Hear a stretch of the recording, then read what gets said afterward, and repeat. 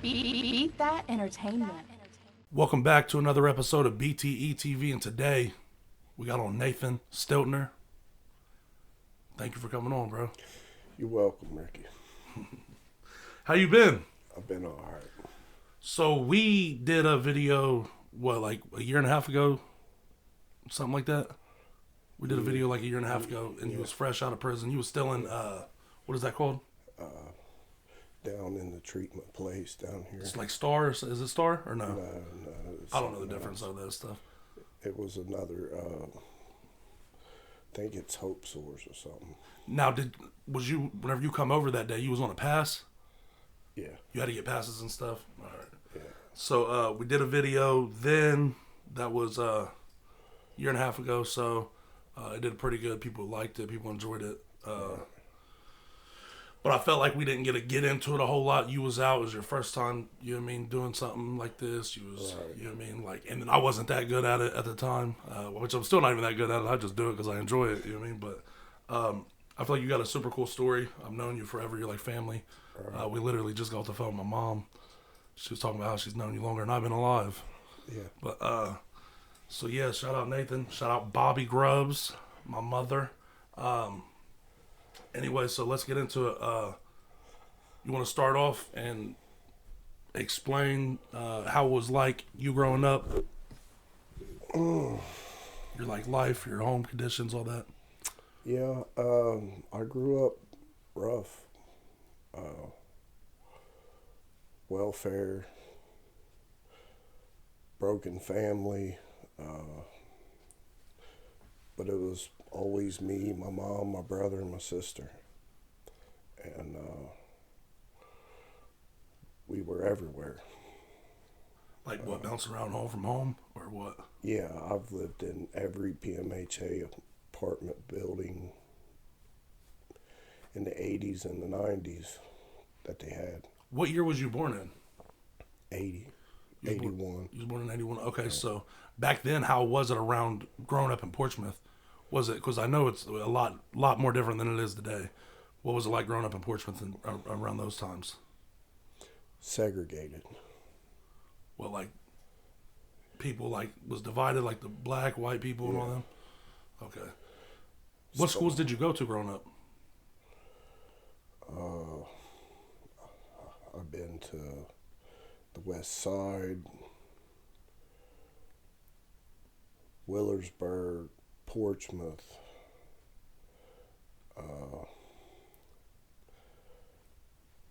the old school they tore down on the East End.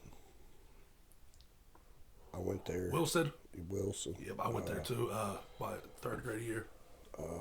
South Webster, Memphis. Just all over. You went to all the schools. Yeah. I only went to one school growing up. I only like Portsmouth my whole life. I went to Portsmouth my whole life. I never bounced around. Right. Which I'm happy because then you got to meet all kinds of new friends and shit. So I was cool with the people that I knew. So I was happy about that. Right. Whenever I hear people talk about stories about them having to bounce around, it's all like, man, you're always meeting new people, and I hate new people anyways. So I would hate that shit. But so what year you graduate? I technically didn't. Okay, so you didn't graduate. You get your GED or not? Yeah. What, in prison? Yeah. That's what a lot of people do. But in prison you get it for free though, right? Yeah. Out on the streets you got to pay for it, so. I'm not for sure. Yeah. Well, I took my GED test when I was younger because I quit school in my 10th grade year. It was the beginning of my 10th grade year. Right. I quit, and my PO at the time, Jeff Swords, was trying to make me get my GED, but then I ended up dropping out of GED class as well, and they was like, well, if you're ever going to get your GED now, it's going to cost money so much. I didn't remember how much it was. It was only like $200, but still.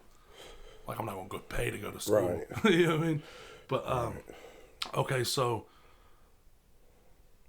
growing up, how was you? Was you a good kid, a bad kid? What was you like growing up? I was unruly. There was a time I lived with my dad, I wasn't so bad. But when I was with my mom, I was unruly. So, Did you ever get like sent off as a kid, like to Yeah. juvies and shit? Twice. How old was you whenever you started like getting in trouble enough to go get sent off? 13 or 14. Did you ever? I know a lot of people that I know was like getting put in like foster homes and shit. Did that ever happen to you? Yeah, at the younger age. Now, do you feel like that type of stuff affected you growing up? Like once you was growing up, did you feel like that affected you at all or no? I can't tell. I was troubled when I was a kid, so I got in trouble there too. Do you know where like the root of you being a troubled kid started from? I mean, normally I believe it's your upbringing. Yeah. So, do you have both parents? And even if you don't have both parents, what is the parent that you're living with? Are they, doing it the right way? Yeah. See, I feel my upbringing. I was a badass kid. Right. I had both my parents and shit, but I mean, you know how my parents. No knock on them, but I mean, I had it rough too growing up, but I feel like I had it a lot better than a lot of people. I mean, we grew up broke and shit, but Right. whenever you're broke and growing up, you're not looking at it, you're broke. You know what I mean? It's just life. Do you know what I mean? You're not like, oh, fuck, we ain't got shit. No, this is just what you're used to.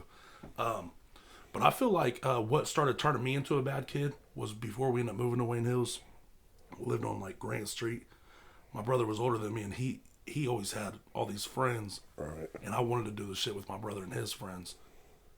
And they never wanted me to, so I feel like that's what led me into fighting, because I was always fighting his friends. It was like, oh, if I can't hang out with y'all, if I can't hang out with you, I'm beating up your friends. Right. So that's what led me into, I feel like that's kind of what led me into having that mentality of being a badass kid. Was I felt like I had to get out there and prove something to my older brother. That way he thought I was cool enough to hang out with him. Right. And then it just progressed from there.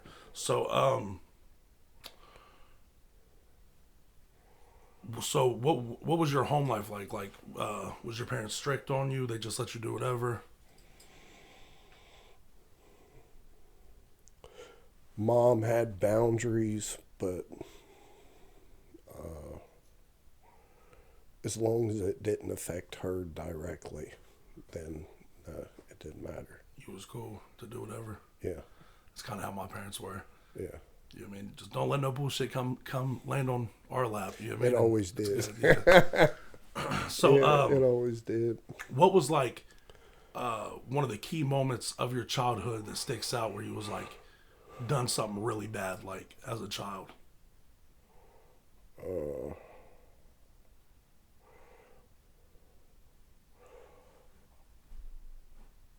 I broke into the neighbor's house to play a video game. No one was there, or they was there? No, they wasn't there. They came home in the process of me playing the game and caught me. What game was it? I can't remember. Some kind of Nintendo or something. You broke into a house to play a video game. Yeah. Yeah, you might have had it worse than me. Yeah.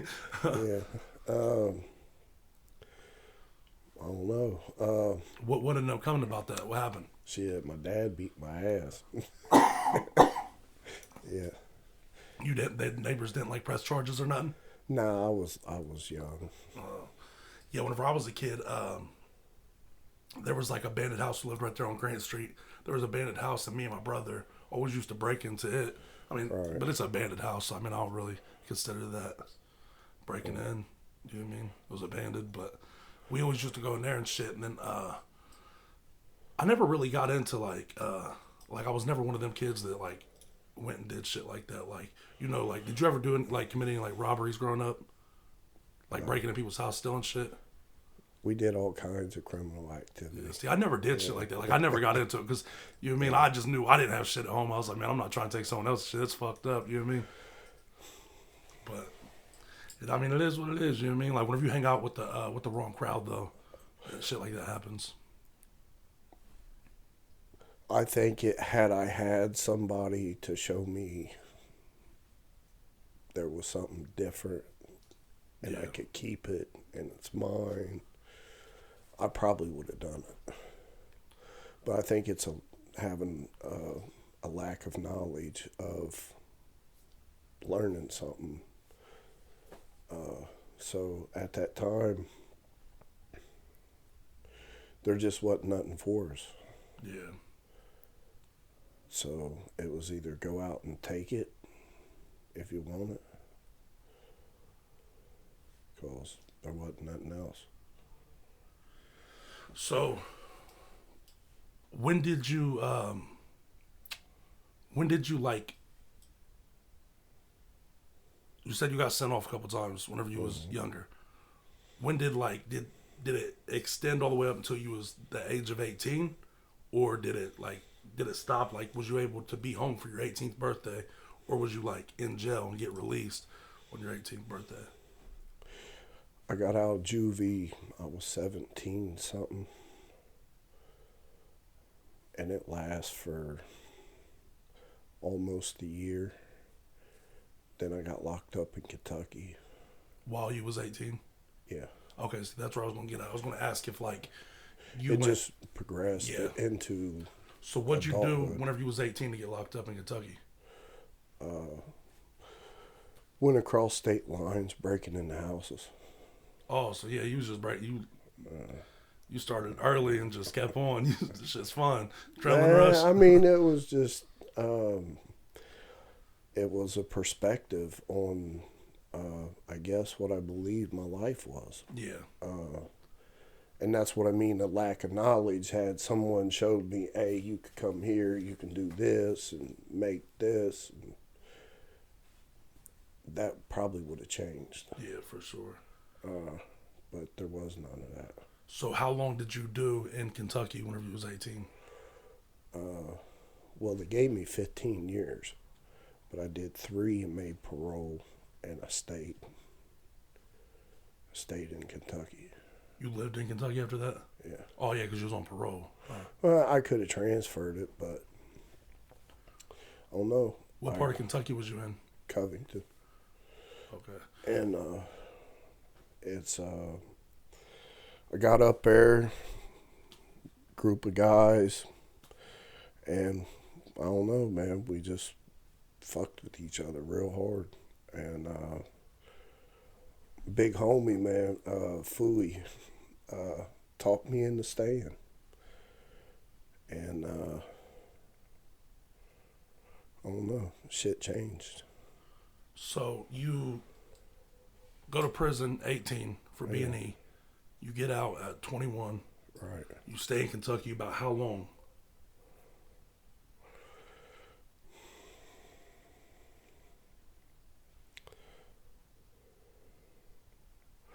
Not very long, because I end up violating my parole, and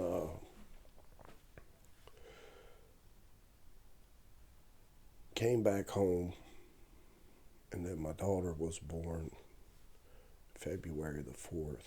So somewhere around the end of summer of 2003. How old was you then? You was still 21? Yeah.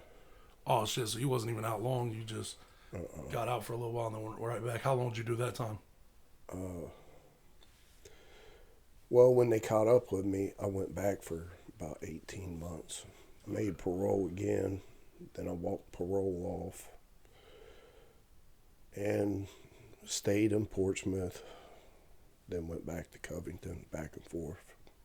It's kind of been back and forth after that, because shit changed when kids got involved. Yeah. So I didn't really, I was still involved in other shit, but it was more focused on my kids and trying to find a balance with criminal shit and go home and take care of them.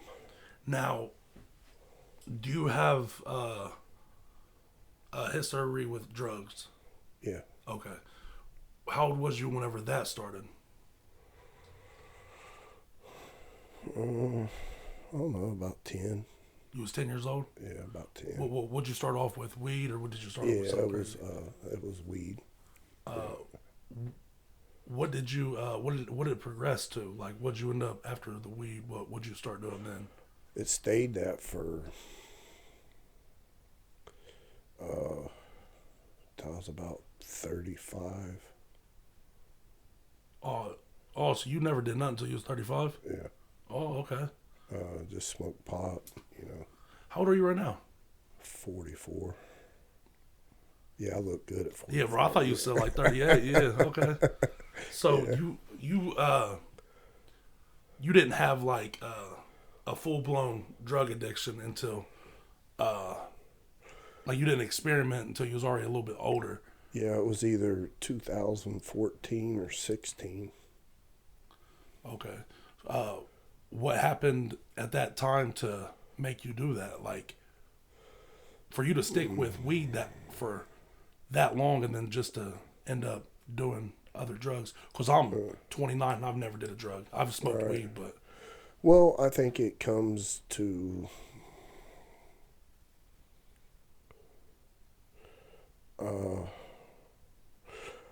for me, it was putting everything into my kids. yeah. And then when all that got snatched away, I was kind of, Just like, fuck it. just left holding the bag, and there wasn't nothing in it. So you was just wild, Uh, just doing bad shit, sober. yeah. Also, yeah. He was just, yeah. He was No, just, we did it for the purpose. Yeah. Like, it wasn't, no. That's what I'm saying. Like, usually, like, people be like, oh, I was fucked up. That's why I was out. You know what I mean? Doing all this bad shit. You was just out there doing bad shit. Okay.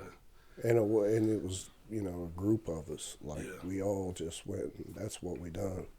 Who around was you hanging out with around here growing up? Like, who was you? I can say one of them because he's deceased. It's my brother, Clyde McClure. A lot with him. Now, growing up, did you lose any, like, friends? Like, to, you know what I mean? Like, Clyde. how old was y'all whenever he passed away? I don't know, I was in my 30s. But he had just got out of the joint and down on Jackson Street somewhere. And something happened over some drugs. And I don't know if he OD'd. I don't know if he, somebody said he choked on his own vomit or something. Oh, dear. Yeah, or something. I'm not for sure about the facts of it. So you haven't lost, like a lot of, like, close friends or nothing growing up? No, I didn't. That was just a few of us, And come find out, the other one, it was just convenient for him. It really wasn't like A real friend type shit? no.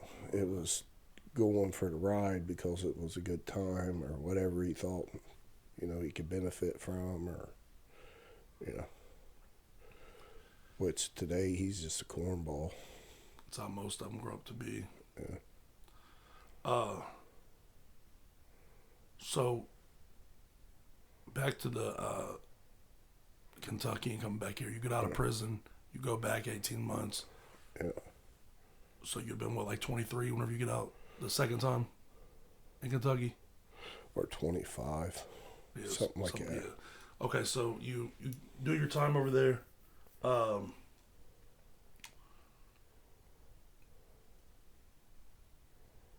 Once you get to 25, how many kids do you got then?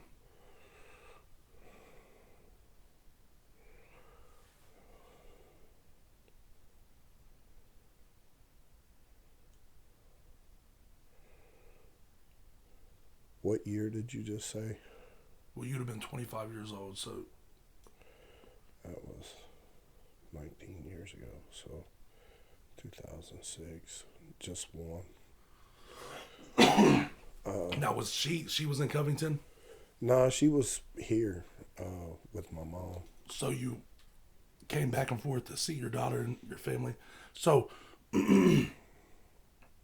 was you super close with, like, your family growing up?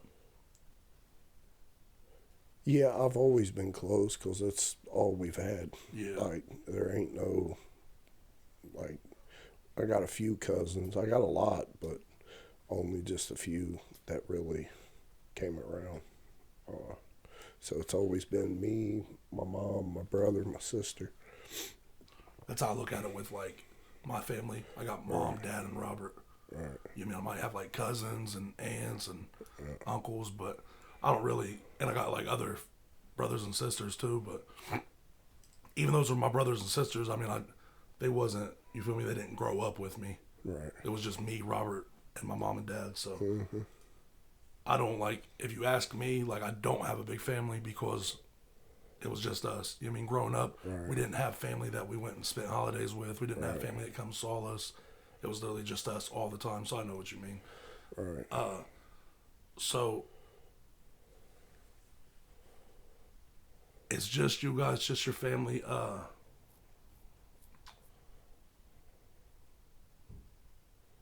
many kids you got now? 4. Okay, all same mom. Yeah. Okay. Now, how old's your youngest?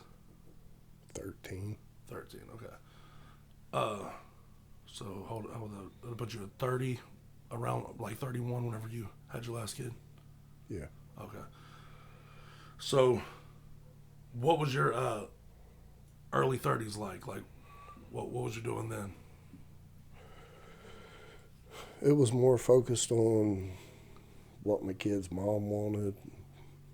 So at that time, you was just like a family man. Yeah, I mean, I'd get wild, whatever, but not nothing, that kind of kept me toned to the house, Yeah. And plus, you get the comfort that the kids bring, and, and I got comfortable. It was easy to get comfortable. And on and off work. And it didn't matter really what I did as long as I could pay the bills, make sure that she gets what she wants for the kids. It didn't matter. So, at them times, did you hustle? Did you work, or what was it? What was you doing? Man, it was anything.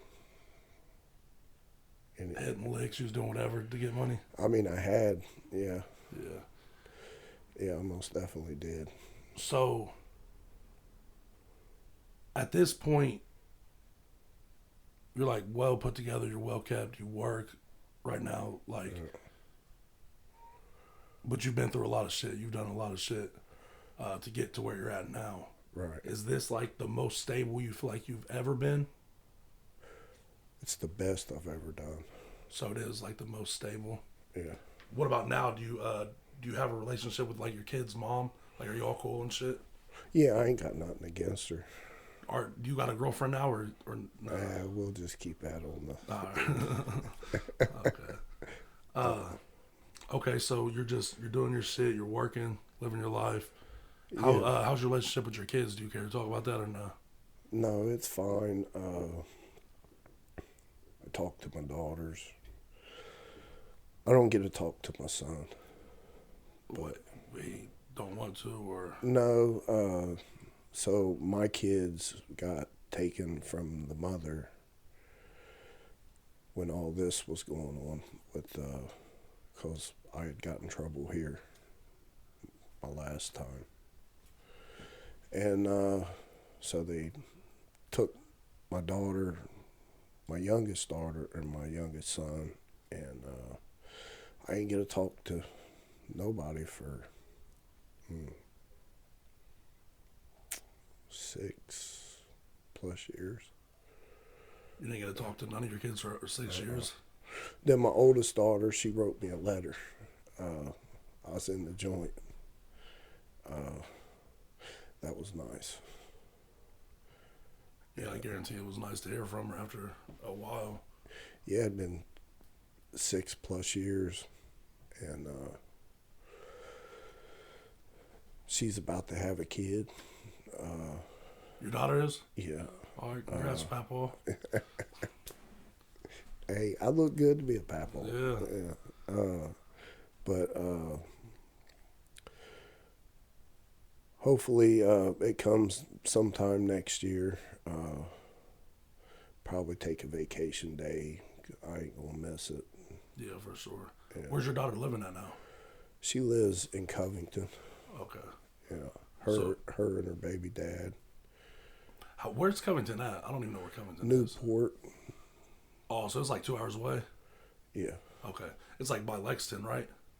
No, it's across the bridge from Cincinnati. Oh, Louisville. No. Okay, I know what you're talking about. Never mind. So it's the northern Kentucky greater area, but you got Cincinnati. Then across the bridge, you got Boone County, Kenton County, and Campbell County, which Boone is Florence, Kenton is Covington, and Newport is Campbell County. Yeah, I got it mixed up because Louisville is like 4 hours away, ain't it? Yeah, so. That's across from Indiana. Yeah, okay, yeah. All right, so congratulations. About to be a grandparent.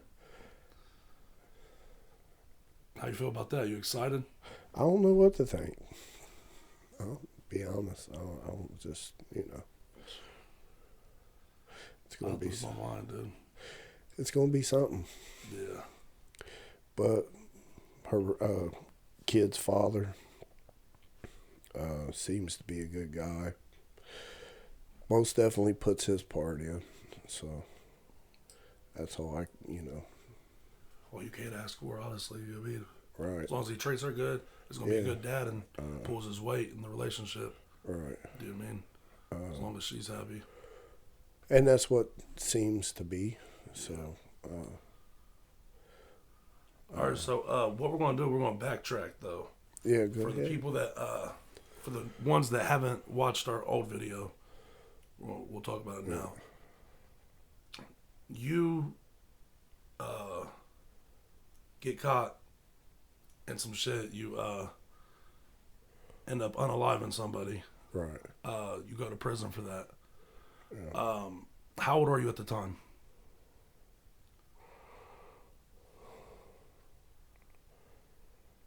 37. Okay. Now,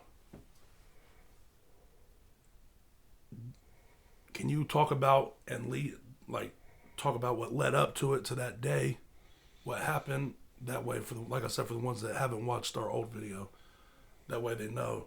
And then I want to talk about because you brought some papers with you, and you got a stack of papers, and I kind of want to see what all that's about, hear about it.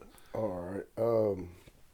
So at this time, I'm on drugs and going from place to place, not really caring about too much. I get to Wayne Hills August the 2nd of 2018. Everything seems to be okay. I do carry a gun on me at that time because you just don't know what's going to happen, what's going on. You already know. That was more what the gun was for. And on August the 4th, confrontation happens out front of 1921B. And in between me and the descendant, Douglas Daxton. And it was supposed to have been settled, which I was led to believe that it was all settled because they walked away. I went in 1921B, and about 15, 20 minutes later, I get a phone call, and Chucky calls me, tells me, he's like, I got that for you, come over and get it. So I get over there, I knock at the door. Gene opens the door, and it's like, it's Nate. And he's like, let him in. So I come in, and when I walk in, I see a guy named Stevie sitting in front of the cabinets. He was part of the confrontation out front earlier, so I kind of stopped, and I looked around, and I didn't see Doug. He wasn't in that kitchen. And so I'm like, all right, maybe he done come and left, whatever. So I go in, I sit down, and Chucky's talking to a guy named Fred Williams, and Chucky's facing that way. Fred's facing towards the door. And Chucky turns around and sets the dope on the table, and he's like, if you got that gun on you, I need you to either give it to me or you got to leave. And first thing in my mind is like, I'm not giving you my gun. So he said, wait, say it again. He said, if you got that gun on you, I need you to give it to me or you got to leave. You ain't getting my gun. Yeah. Just, you called me over here for a bag of dope. You're asking me for my gun. No. I've never been boo-boo to fool. Yeah, that's weird. Especially there's a confrontation out front earlier. No one's getting this gun. So I grab the dope. I go to exit toward the door. And then I feel someone next to me, so I go to look over. And I wear glasses, so I don't really have peripheral vision, but I can feel and sense somebody next to me. So when I go to turn, that's when I get sucker punched. Then at the time, I don't know who it is, but it was the descendant, Douglas Thaxton. He was hiding in the stairwell. He come up behind me, and they're both hitting on me. And then he grabs me like he's going to drag me into the living room, and I turned and shot him. So did this happen inside or outside? Inside. How many times did you shoot? Just one time? Yeah. Okay. So once that happens, what do you do then? Like after you shot him, what was like your first thought, first thing? Did you know you shot him, or did you think that you just shot? I was still for sure what went on. I mean, I know what I did, but I don't know the severity of it. Yeah. So you knew you shot him, you just didn't know where at or nothing. Or even if I did. Yeah. So I glanced back. Chucky jumps out of the way. I see it's Doug on the floor, and I just immediately just run out the door. Okay, so what happens after this? You leave there. And Chucky come chasing me out, and he stays standing on the porch, and he's screaming and, whatever. And he could have been crying for all. I don't know what's going on, but I just know he's loud. And so I run into Richards, which is 1921B, and I shut and lock the door so no one can follow me. Yeah. Because you just called me over there to try to rob you. That's what it sounds or like. Kill me, whatever your intentions were. Wasn't good. It was violent, and that's all. Whatever they was going to do was going to cause serious bodily harm to me or death. And that's all I have to know and believe in order to have a right, have a right to use deadly force. So I lock that door, and I start panicking. I don't want to take the gun with me because, police catch me with a gun, they'll probably kill me. They're not going to play. So I take the gun, I put it in the dresser drawer, and I run out the back door, and I run up the hill, and I hide in the woods. In Wayne Hills? Yeah. The muddy, slided part on Kendall. Yeah. I ran up the hill and just laid there. So, you eventually get caught, right? Yeah, on Milldale Road. Okay, you get caught. How's it go? You fighting this case? Like, what are they trying to hit you with, and what happened with the case? They arrest me, take me to jail, charge me with murder. Then they come back with an indictment of aggravated murder, felonious assault, and weapons under disability. They're trying to hit you with all that? Yeah. They Okay. charged me with all of it. So, for the people that don't know, you got out on technicality, right? I don't know if it's a technicality. It was kind of a choice, and they chose To let you out. to give. The reason that I got a new trial is because they gave the wrong jury instructions to the jury in my first trial, which changed the outcome of that trial. So, whenever you did get sentenced at first, how long did you get sentenced for?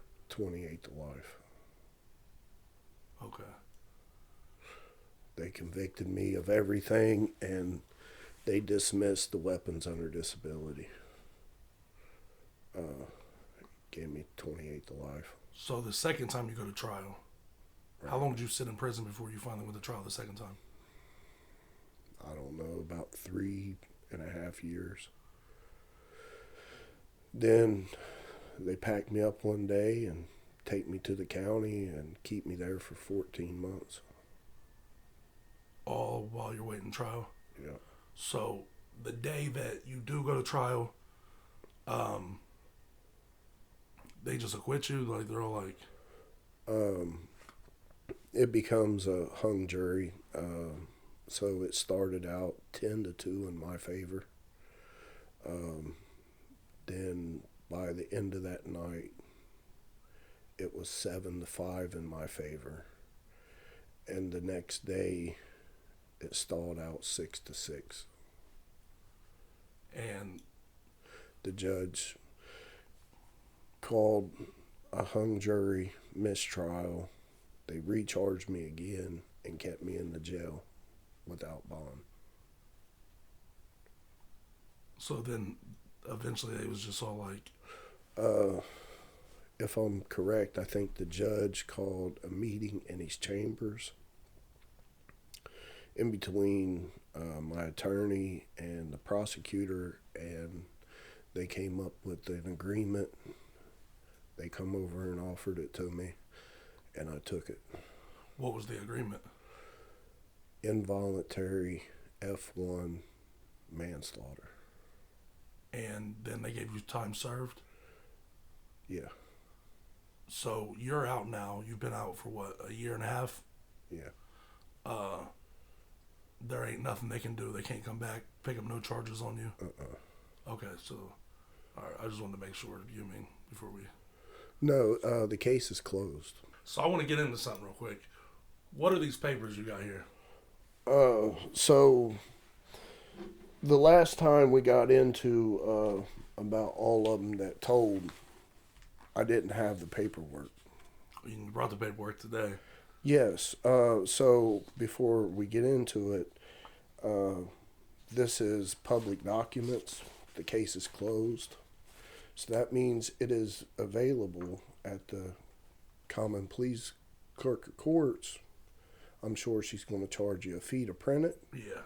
but it's free.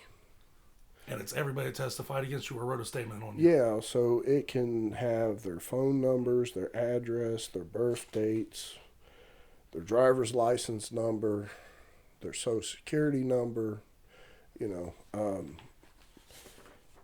But that's what happens when you become a witness for the state of Ohio. Everything about you now becomes public. So these are public documents. So I'm just making sure people understand what. Turn them around real quick and let the camera see. You can just flip them over. And case management report. Portsmouth Police Department. Those are real. Yeah. So how many people testified against you or wrote a statement on you?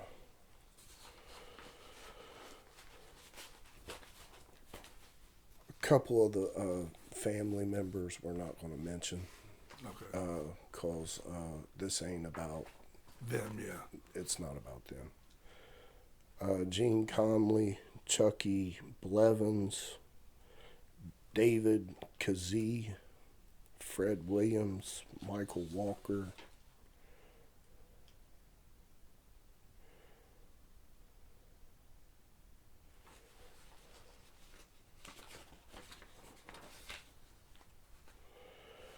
Jerry L. Moss, which I believe he goes by J.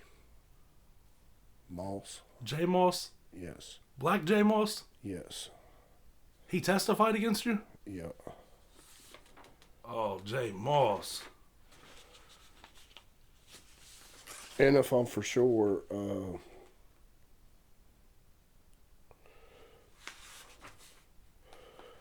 Chucky is in Sodaville and Highland Bend running around doing whatever, you know. And Chucky testified as well. Yeah, he's denying the whole out in the public because they thought that you could just lock me up forever, and They thought you was never going to get out and expose it. right. So, Do you have his statement, Chucky's? yeah, I have everybody's. I even have Jerry L. Moss's testimony in trial. But that's Chucky. I don't know if it can see it. It doesn't, other than identifying who he is. Yeah. You know, birth date, and there ain't no running from it. You got to accept it. That's what you did. You know what I mean? Yeah, Like, why don't you work for them people? That's yeah, on your you name. gotta, you know. You gotta So accept it. has any of these dudes try to reach out to you since you've been out? Or No, I've bumped into them, but I don't say nothing. Yeah, there's no point, yeah. No, I know who you are. You're, you know, and plus you can't whoop me. You know, you can't whoop me. So, just stay away from me. And my revenge is in my success. So when you see me doing good, I'm doing good because it's revengeful against you. Yeah, they thought they was, once you testify against somebody, you're practically trying to put them away. They was trying to give you 28 to life. You get out. Well, now no, you're they doing gave it to me. Yeah, they gave it to you, but then They gave it to me. it got All of overturned, blah, blah. You get out. Now you're doing better than you ever have. Right. So, I don't know. That's wild, though. Brought the work in for people to see. Right. And you said it's all public down Information. It's free, as in Free you got to information. pay for the copies, but the case is closed, so there's no. This is not private information. Yeah. I knew you was coming today. Yeah. So I, last night, got on my shit of... But here's his actual word for word transcript from the first trial. Who, Chucky's? No, Jerry Moss. Oh, Jay's? Yeah. That's word for word what he said. How thick is the packet? It's a few pages. Just it's basically question and answer. Like they ask a question, he gave the answer, and whatever the answer may be. Now, did Jay snitch, or did he just be all like, well, what happened? You tell me, because I don't know. I ain't read it. Well, technically, I don't know the man. Yeah. Well, how about you read that? Read it. Okay, it says Jerry Moss, being fully duly captioned and sworn, testifies on behalf of the state as follows. Direct examination on behalf of the state by Joseph Hill. Question, sir, will you please state your name for the record? Answer, Jerry Moss. And Mr. Moss, where do you reside, live? 1921 Thomas Avenue, Wayne Hills apartment. And what apartment? D. Okay, are you aware or recall an incident that occurred August the 4th, 2018 in the afternoon around 3 o'clock? Moss says yes. How long had you lived at Wayne Hills by that time? Moss says a month. He says, pardon? He says, about a month. Okay, well, tell the jury what you were doing that afternoon on August 4th. Moss says, I was grocery shopping, bringing groceries in the house. He says, all right, now you were parked where and entering your apartment from where? The answer Moss gave was, I was parked in the back of my apartment, entering through the back door. So you were not in the common area between 1921 and 1923. Is that correct? He says, correct. All right, explain to the jury what you saw as you were carrying groceries in. Moss says, okay, well, how our apartment is set up, when you walk in through our back door, it's just a straight shot to our front door, and our front door was open at the time as we were bringing groceries in. So I am walking from the back door to the kitchen, which is right off of the front door, and I just seen a guy running by with a gun, and I am like, oh dang, he is running by with a gun. So after that, I put the groceries down and I head back out to the back so I could grab more groceries. And then at the time, I see the same guy running by me, but this time he didn't have no gun. He was just taking his a shirt off. Now, do you know who that person was? Not at the time, I didn't. How you seen that? Had you seen that person before? All for like the past week straight. Before that, just like seeing him in the neighborhood and stuff.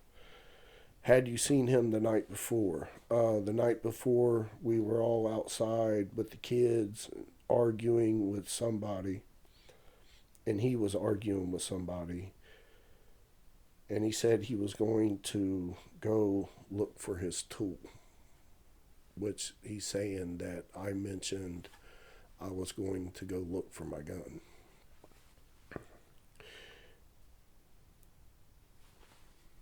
So they're trying to make it seem like it was premeditated.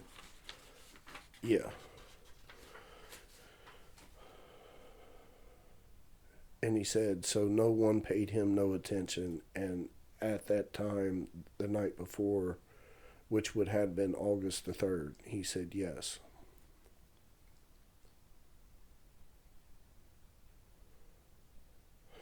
He was telling people that he was about to go find his gun. Ain't no one paying him no mind.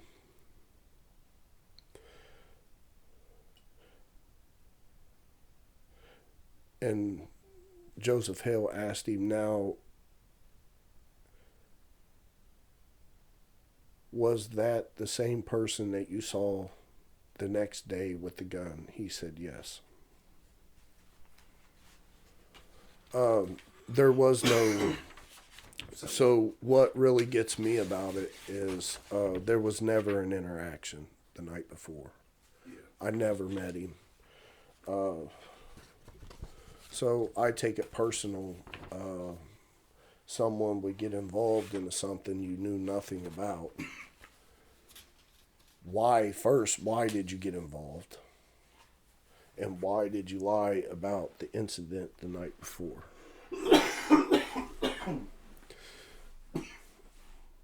And hindsight, at that time in 2018, there wasn't visible cameras in the courtyard. Yeah. Like now, it's visible and you can see it. At that time, it was a hidden camera, and it was on the gutter at the end of the building. Yeah. And in that video, you couldn't see the gun in my hand, which I did run out of the building with a gun in my hand. It's not in dispute. That's undisputed. I had a gun. But you couldn't see it through the camera. So I think 1 + 1 = 2, and they needed someone to say that They saw you with it. they seen me with the gun in my hand. So Jerry Moss stepped up loud and proud, and now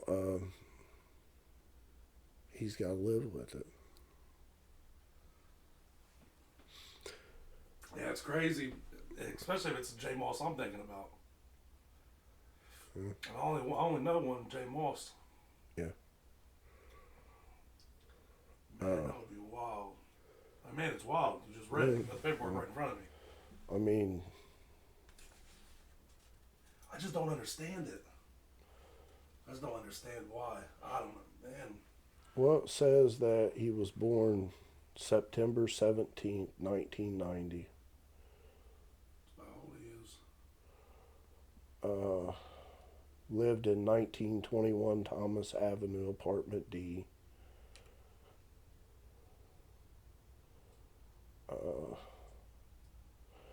His social's 290. Oh, that's crazy. I gotta read that off. 9. It's on the public document. Yeah. 984605. That's the guy. That right there can put a face to the name. I mean, you stepped up and you decided to go and Testify on some shit. Yeah, I mean, I can't. Yeah, I mean, You no, what? but actually, you wasn't even involved. yeah, I can't fuck with Jay now. I mean, he used to be my guy, but I can't fuck with you. Testified against family on me.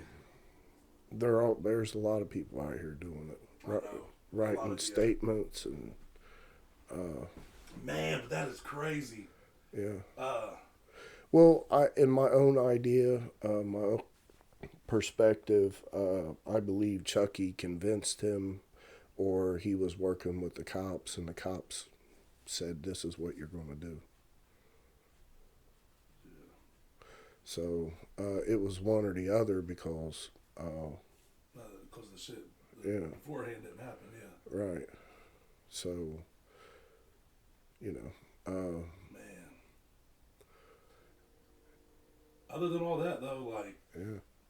how are you feeling? Like, I mean, Well, I love the fact that I get the chance to sit here and, turn back on the same people that, and it's more on the line of you got to live with what you did, and everybody should know this is what type of person you are. Same way with Chucky.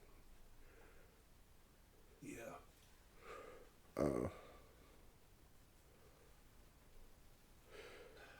Man, that's wild.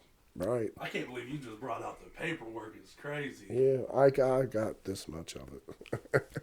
So, all this shit aside, how are you, though? I'm good. You, Yes. Like, good, living life. Yeah. That's good to hear. Yeah, I'm proud of you, man. You got out. You're doing your thing. You didn't let little shit hold you back. Not even little shit. It's big shit. You didn't let big shit hold you back. Right.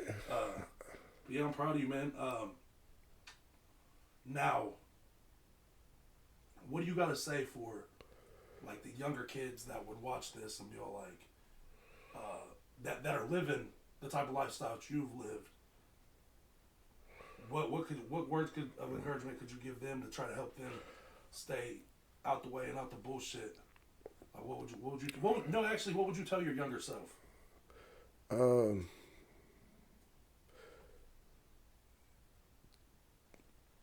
That had I been doing what I'm doing now 25 years ago, I would be really, really set in life.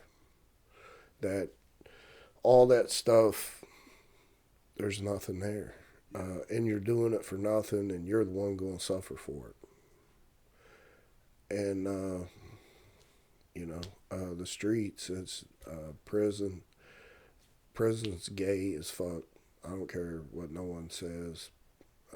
It's, and yeah, I'm talking homosexual and then not, but it's just gay. That shit's weird. It's just weird as fuck. I enjoy life today. I enjoy living. I'm slowly getting where I want, but I'm exactly where I need to be. Yeah.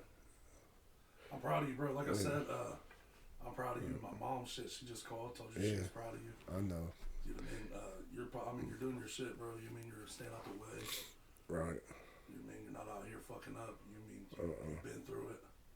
And then you're just coming out on top. You know what I mean? I enjoy what I do today. Monday through Friday, I go to work and I work with a group of people, and there's a bunch of them, and I care about all of them. And I think it's mutual. It's more than just a job. And they let me take care of myself, and that's all I care about. I think your story shows that it's never too late to turn your life around. Right. And that if you do get a second chance at life, right, to make the best of it. You mean right. You're out here on the same bullshit you was on. So I just I feel like your story will actually your story right. is something that can help I else. wanted different. Yeah. And and it's not just wanting different, you got to do different. So I had to move different. Exactly. So I keep my circle small. And if, you're just on some weird shit, I'm not fucking with you. Yeah, that's what it has to be like. Well, in order to continue what I'm doing,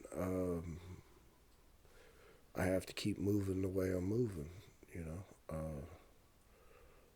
because I went from life in prison to getting out of prison to I couldn't even buy a job because of this. Some people's going to be okay with it, and some people ain't, and that's okay too. So just let your, not okays with it be known, and we'll just stay away from each other, whatever. And just keep on pushing. That's all, that's right. really all you can do. Because I don't care. I don't care if they are, if they're not. I got where I need to be, and I had to do it on my own with assistance from certain individuals, and I'm grateful for it. Yeah, like I said, I'm proud of you, man, and I'm happy to see you keep on going. Congratulations on about to be a grandfather as well. Yeah, that's going to be nice. Yeah. Just keep on pushing, bro. You got kids and right. be a granddad, and you got job now. You're out here just doing your thing, and like I said, I mean, Right. it's awesome. It's awesome to see that, like I said, it just goes to show that anybody can change their life. You know what I mean? Like, you don't Right. always have to, just because you get looked at like you're a bad person, don't mean you always have to be looked at as a bad person. You know? Right. So, I've done some horrible things, and I've done some not horrible things, and you know, today I'm just not on it. You know, I'm just trying to live, trying to get my little, you know, life back in order, and it seems to be coming that way. yeah. Well, man, we've been at it, and I think this is gonna be a good video.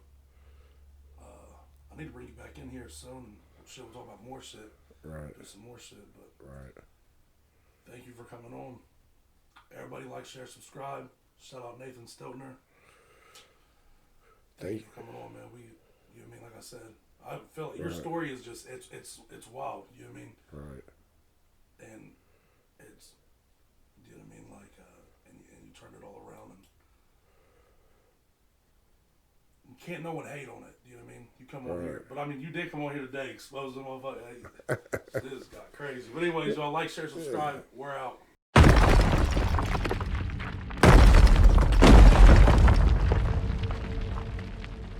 Beat that entertainment.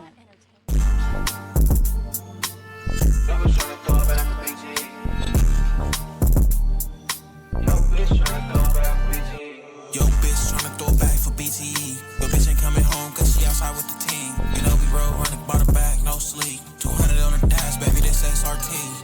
Big dog, your nigga ain't fucking with me. Rock star lifestyle was kinda hard to copy me. Jakey, F&A, Jaco got a key, get stanky. Bring it to the